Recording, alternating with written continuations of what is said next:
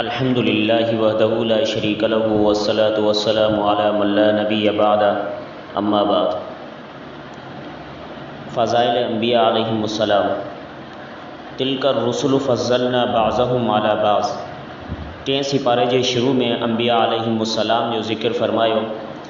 इरशाद फरमायो त अंबिया अलैहिमुस्सलाम मंझां कुछ अंबिया के अल्लाह ताला ॿियनि कुछ ते फ़ज़ीलत ॾिनी आहे। उम्मत खां त तमाम अंबिया अलैहिमुस्सलाम अफ़ज़ल आहिनि, पर नबियनि मंझां कुछ नबी ॿियनि नबियनि खां अफ़ज़ल आहिनि। अल्लाह ताला कंहिं नबी खे बराह रास्त पाण सां हम कलाम थियण जो शर्फ़ बख़्शियो आहे त कंहिं नबी खे कोई ॿियो एज़ाज़ बख़्शियो आहे। पोइ अंबिया अलैहिमुस्सलाम खे जेके मौजज़ात ॾिना उन जो ज़िक्र कयो आहे। हिन पारे जे ॿिए रुकू में आयतुल कुर्सी आहे, जेका क़ुरान करीम जी अफ़ज़ल तरीन आयत आहे। उन जे पढ़ण जो इहतमाम करणु घुरिजे। अॻिते अल्लाह ताला हज़रत इब्राहिम अलैहिस्सलाम जो निमरूद सां मुनाज़रे जो ज़िक्र फरमायो। अलम तरा इलल लज़ी हाज इब्राहिम फ़ी रब्बिही अन अताहुल्लाहुल मुल्क। पोइ हज़रत इब्राहिम अलैहिस्सलाम जो ज़िक्र निमरूद सां मुनाज़रो थियो आहे। उन जो तफ़सील सां ज़िक्र कयो आहे। निमरूद पाण खे सजदा कराईंदो हुयो, खुदाई जी दावा कंदो हुयो। हज़रत इब्राहिम अलैहिस्सलाम दलील जी ताक़त सां उनखे ख़ामोश करायो। मुनाज़रो करणु गुनाह न आहे। हिते ही ॻाल्हि ज़हन नशीन फरमायो त जहिड़ी तरह दीन जो कमु तसनीफ़ आहे, तबलीग आहे, दावत आहे, जिहाद आहे, वाज़ ऐं नसीहत आहे, इमामत आहे, ख़िताबत आहे, अहिड़ी तरह मुनाज़रो बि दीन जो हिस्सो आहे।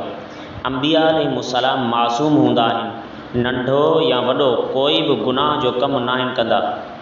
जेकॾहिं मुनाज़रो करणु गुनाह हुजे हा त हज़रत इब्राहिम अलैहिस्सलाम कॾहिं बि इहो कमु न कनि हा। अॻिते अल्लाह ताला हज़रत उज़ैर अलैहिस्सलाम जो वाक़ियो बयानु कयो।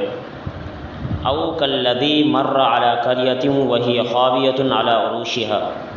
हज़रत उज़ैर अलैहिस्सलाम जो हिकु तबाह थियल ॻोठ खां गुज़र थियो तो उन जे दिलि में ख़्यालु आयो त अल्लाह ताला उन्हनि खे ॿीहर कीअं ज़िंदा फ़रमाईंदो। त अल्लाह ताला हज़रत उज़ैर अलैहिस्सलाम जे मथां 100 साल ताईं मौत तारी कयो, पोइ उनखे ज़िंदा कयो। इन्फ़ाक़ फ़ी सबीलिल्लाह जो मिसाल। मसलुल लज़ीन युनफ़िक़ून अम्वालहुम फ़ी सबीलिल्लाहि कमसलि हब्बतिन अंबतत सबअ सनाबिल। अल्लाह जे रस्ते में ख़र्च करण वारनि जे अजर खे हिकु मिसाल सां सम्झायो। हारी ज़मीन में हिकिड़ो दाणो पोखींदो आहे, उन मंझां 7 संग फुटंदा आहिनि। हर संग में 700 दाणा हूंदा आहिनि। त हारी हिकु दाणो ख़र्च करे 100 दाणा हासिल कंदो आहे। इहो ई हाल उन शख़्स जो आहे जेको अल्लाह जे रस्ते में 1 रुपयो ख़र्च कंदो आहे त सवें नेकियूं कमाए वठंदो आहे। व्याज जी हुरमत ऐं व्याज मथां वईद। व अहल्लल्लाहुल बैअ व हर्रमर रिबा फ़इल्लम तफ़अलू फ़ाज़नू बिहर्बिम मिनल्लाहि व रसूलिही। पोइ व्याज जी हुरमत खे बयानु कयो वियो आहे त व्याज मथां जंहिं जाइ ॿियूं वईदूं आयल आहिनि उते अहम तरीन वईद ही बि आहे त अल्लाह ताला व्याज खोर सां ऐलान जंग कयो आहे। जंग जो ज़ाब्तो ही आहे त जंहिंसां जंग थींदी आहे त हिकिड़ो फ़रीक़ उन जे सभ खां क़ीमती शइ खे तबाह ऐं बर्बाद कंदो आहे ऐं अल्लाह ताला वटि सभ खां क़ीमती शइ ईमान आहे। व्याज खोर जॾहिं व्याज खे हलाल सम्झंदो आहे त ईमान ख़तमु थी वेंदो आहे ऐं हराम सम्झी करे खाईंदो आहे ऐं उन मथां मुदावमत कंदो आहे त तौबा न कंदो आहे। ख़तरो हूंदो आहे त ईमान ख़तमु न थी वञे। व्याज खां बचणु ज़रूरी आहे। व्याज जो 1 रुपयो खाइणु पंहिंजे माउ सां 70 दफ़ा बदफ़ेली करण खां बि वॾो गुनाह आहे। अल्लाह ताला असां सभिनी जी हिफ़ाज़त फ़रमाए। माली मामलात जो बयानु। या अय्युहल्लज़ीना आमनू इज़ा तदायंतुम बिदैनिन इला अजलिन मुसम्मन फ़क्तुबूहु। क़ुरान करीम माली मामलात खे भी तमामु घणी अहमियत सां बयानु कयो आहे। ॾियणु वठणु, तिजारत ऐं रहन जे मसाइल खे बि बयानु कयो आहे। जेकॾहिं कॾहिं ॾियणु वठणु या सफ़र में रहन रखण जी ज़रूरत पइजी वञे त उन जा तहरीरी दस्तावेज़ तयारु करणु घुरिजनि ऐं उन जे मथां गवाह बि बणाइणु घुरिजे। जामे ऐं मुफ़ीद तरीन दुआ। रब्बना ला तुआखिज़ना इन नसीना औ अख़्तअना रब्बना वला तहमिल अलैना इसरन कमा हमलतहु अलल लज़ीना मिन क़ब्लिना रब्बना वला तुहम्मिलना मा ला ताक़त लना बिह वाफ़ु अन्ना वग़फ़िर लना वरहमना अंत मौलाना फ़ंसुरना अलल क़ौमिल काफ़िरीन। सूरह बक़रा जे आख़िर में एक जामे ऐं मुफ़ीद तरीन दुआ जो ज़िक्र कयो आहे। जेकॾहिं अहकाम जी तामील में असां खां काई ग़लती या कमी कोताही थी वई हुजे त ही दुआ घुरणु घुरिजे तां त अल्लाह ताला असां सां दरगुज़र वारो मामिलो फ़रमाए। एसि ताईं सूरह बक़रा जो ख़ुलासो मुकमल थियो। अॻिते सूरह आल इमरान जो ख़ुलासो। आल औलाद खे चवंदा आहिनि ऐं इमरान हिकु शख़्स जो नालो आहे। आल इमरान माने इमरान जी औलाद। हिन सूरत में चूंकि इमरान जी औलाद जो तफ़सील सां ज़िक्र फ़रमायो आहे, इन करे हिन सूरत जो नालो आल इमरान आहे। ईसाइन जे वफ़द जो नबी सल्लल्लाहु अलैहि वसल्लम जी ख़िदमत में अचणु। हुवल्लज़ी अंज़ल अलैकल किताब मिन्हु आयातुम मुहकमातुन हुन्न उम्मुल किताबी व उख़रु मुतशाबिहात। नबी करीम सल्लल्लाहु अलैहि वसल्लम वटि नजरान जा ईसाई 60 माण्हुनि जो वफ़द वठी करे आया। उन्हनि नबी करीम सल्लल्लाहु अलैहि वसल्लम सां मुकालिमो कयो त हज़रत ईसा अलैहिस्सलाम इलाह हुजण में अल्लाह सां शरीक आहे। उन्हनि क़ुरान करीम जे इन्हनि अल्फाज़नि खां इस्तिदलाल कयो जिन में ईसा अलैहिस्सलाम खे कलिमतुल्लाह ऐं रूहुल्लाह फ़रमायो वियो आहे। गुफ़्तगू जी तरतीब।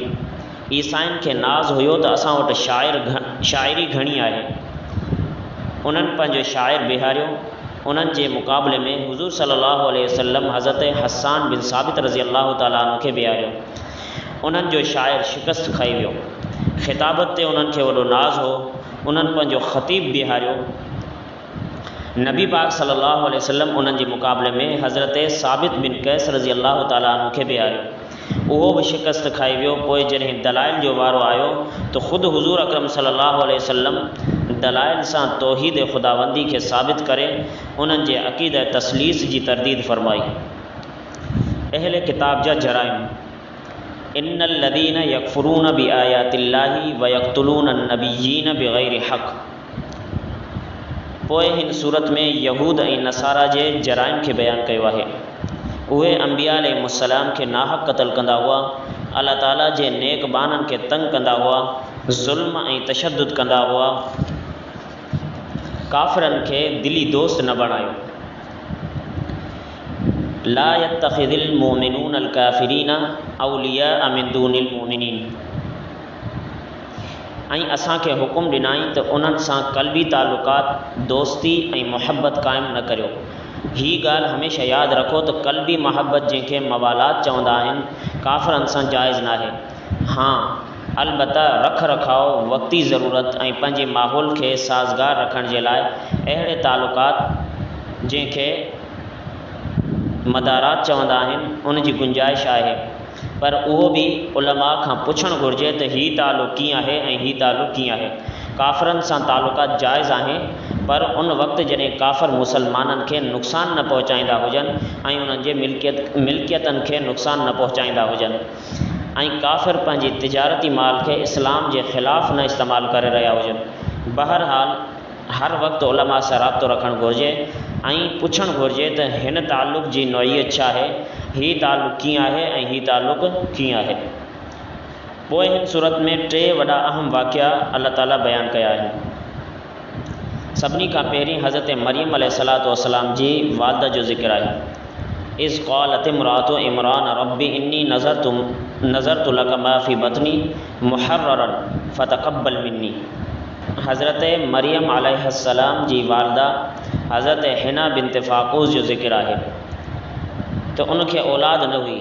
उन बासी त ए अल्लाह मूंखे पुटु ॾे त आऊं उनखे तुंहिंजे दीन जी ख़िदमत जे लाइ वक़फ़ कंदसि। लेकिन अल्लाह ताला उनखे धीउ अता फ़रमाई त हज़रत मरियम जी वालदा खे शक थियो त पुटु हुजे हा त मां दीन जे लाइ पेश कयां हा, पर मूंखे धीउ थी आहे ऐं धीउ छा कंदी। त अल्लाह ताला वॾो प्यारो जवाबु ॾिनो, वलैस ज़करु कल उनसा। त जेको पुट तो घुरियो हो उहो हिन धीउ वांगुरु नाहे जेका असां ॾिनी आहे। कॾहिं दीनी मामलात में धीअरूं पुटनि खां वधी वेंदियूं आहिनि। धीअरूं अल्लाह जी रहमत आहिनि, इन जे करे धीउ जी पैदाइश ते दिलि नंढी न करणु घुरिजे। अल्लाह ताला जी रहमत खे ख़ुशी ख़ुशी सां क़बूलु करणु घुरिजे। अॻिते अल्लाह ताला नज़र जो मसइलो बयानु कयो। पोइ नज़र जे मसइले खे बयानु कयो आहे त नज़र सिर्फ़ु अल्लाह ताला जे लाइ हुजे, कंहिं ग़ैरुल्लाह जे लाइ हरगिज़ न हुजणु घुरिजे, छो त नज़र इबादत आहे ऐं इबादत सिर्फ़ु अल्लाह जे लाइ हूंदी आहे। हज़रत ज़करिया अलैहिस्सलातु वस्सलाम जो ज़िक्र। हुनालिक दआ ज़करिया रब्बह क़ाल रब्बि हबली मिन लदुनका ज़ुर्रियतन तय्यबा। पोइ हज़रत ज़करिया अलैहिस्सलातु वस्सलाम जो ज़िक्र फ़रमायो तो उन्हनि हज़रत मरियम अलैहिस्सलातु वस्सलाम खे जॾहिं उहा नंढड़ी हुई बग़ैर मौसम जे मेवा ॾिना त हज़रत ज़करिया अलैहिस्सलातु वस्सलाम पुछो, ए मरियम तो वटि ही तरो ताज़ा मेवा किथां खां आया आहिनि? हज़रत मरियम चयो त अल्लाह जे तरफ़ खां आहिनि। ही हज़रत मरियम अलैहिस्सलातु वस्सलाम जी करामत हुई। हज़रत ज़करिया अलैहिस्सलातु वस्सलाम खे औलाद न हुई। हज़रत मरियम वटि बग़ैर मौसम जे मेवा ॾिसी अल्लाह ताला खां दुआ घुरियाई, ए अल्लाह मूंखे बि पंहिंजे तरफ़ खां औलाद अता फ़रमा, जहिड़ी तरह तो मरियम खे बग़ैर मौसम जे मेवा ॾिना आहिनि।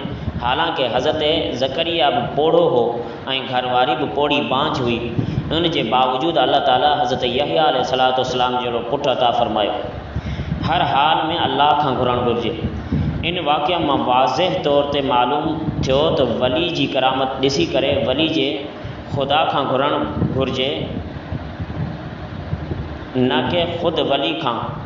ऐं पोइ मज़ारात जा चकर लॻाया वञनि, ही शिरक आहे, उनखां बचणु ज़रूरी आहे। ही ॻाल्हि यादि रखो त वली जी करामत खे ॾिसी वली खां घुरणु ही इस्लाम नाहे। वली जी करामत खे ॾिसी वली जे ख़ुदा खां घुरणु ही इस्लाम आहे। हज़रत ईसा अलैहिस्सलाम जी पैदाइश जो ज़िक्र। क़ालत रब्बि अन्ना यकूनु ली वलदुन वलम यमससनी बशर क़ाल कज़ालिकिल्लाहु यख़्लुक़ु मा यशाउ इज़ा क़ज़ा अम्रन फ़इन्नमा यक़ूलु लहू कुन फ़यकून। पोइ हज़रत ईसा अलैहिस्सलातु वस्सलाम जी पैदाइश जो ज़िक्र फ़रमायो तो उहे ख़ुदा जे कलिमा कुन सां बग़ैर कंहिं ज़ाहिरी सबब जे पैदा थिया। मज़कूर टई वाक़ियात ख़र्क़ आदत भी आहिनि ऐं अल्लाह ताला जे अज़ीम कुदरत मथां दलालत भी कनि था। यहूदियुनि जो हज़रत ईसा अलैहिस्सलातु वस्सलाम खे क़त्ल करण जो इरादो। व मकरू व मकर अल्लाह वल्लाहु ख़ैरुल माकिरीन। यहूदियुनि हज़रत ईसा अलैहिस्सलातु वस्सलाम खे क़त्ल करण जो पक्को इरादो कयो हो। ॿिए तरफ़ अल्लाह ताला उन्हनि जे बचाइण जी तदबीर फ़रमाई हुई ऐं अल्लाह ताला जी तदबीर ही ग़ालिब रहंदी आहे। अॻिते अल्लाह ताला फ़रमायो त इज़ क़ाल अल्लाहु या ईसा इन्नी मुतवफ़ीका व राफ़िउका।